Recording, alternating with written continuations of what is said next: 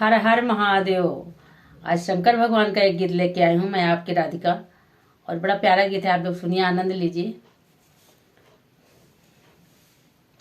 डर लागे गौरा, डर लागे गौरा, डर लागे गौरा, तोरे साजनवा से डर लागे गौरा, तोरे साजनवा से डर लागे।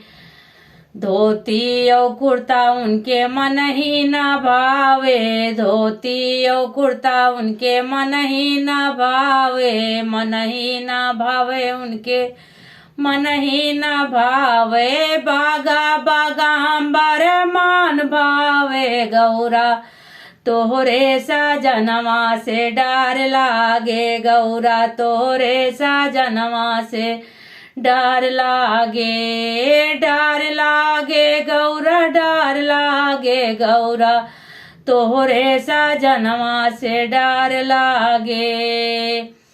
भांग धतुरा लड्डू और पेड़ा उनके मन ही न भावे, लड्डू और पेड़ा उनके मन ही न भावे, मन ही न भावे उनके मन ही न भावे।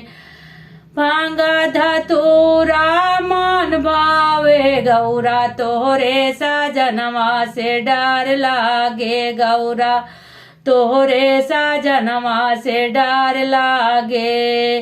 डर लागे गौरा, डर लागे गौरा, तोहरे साजनवा से डर लागे।